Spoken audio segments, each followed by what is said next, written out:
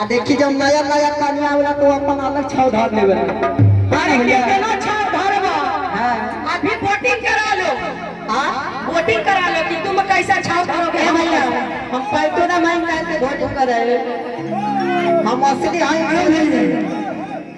कामाक्षा पुष्परा सारा जीतेगा है ना भैया।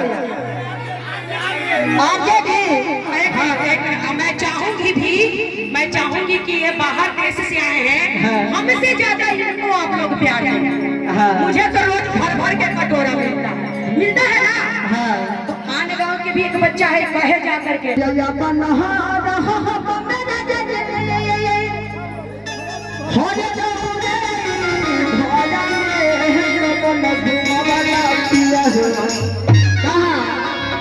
कि कमल घूमला पिया क्या देवघर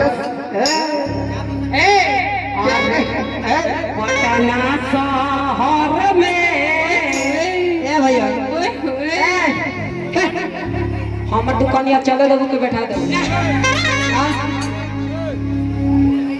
ए भैया आई भैया का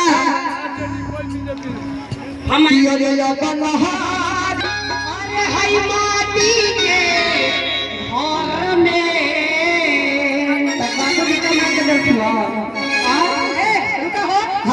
बाबूजी पे कैसे चलेला? अगर तू कहे कि रुपया पैसा दे ले बाबू आ दहेज में तोरा ढिंगले हो। अच्छा सहे परी असहे परी अचाहर में हरी के गुलामी हो आ गोरे परी। सही बात है ना?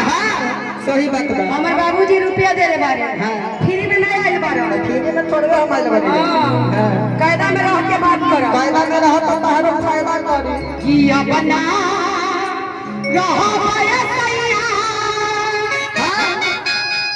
अरे होई छोकरी के घर में अब अरे छक्का छक्का छक्का छक्का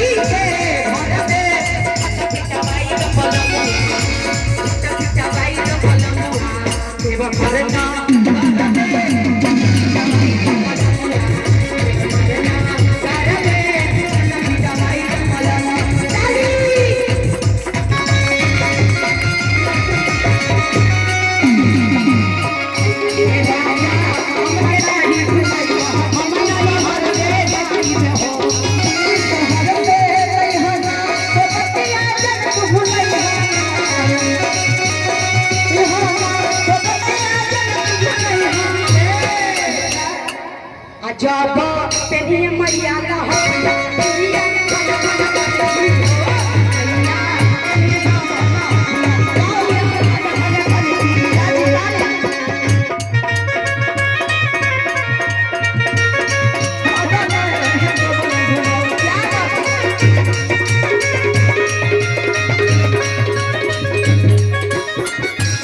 और क्या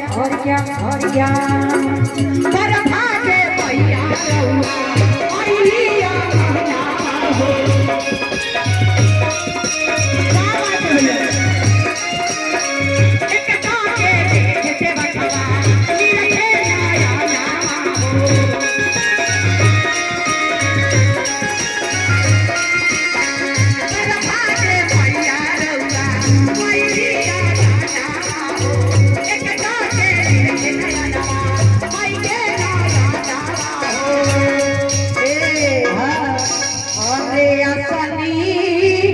लगाई भाई हो राजा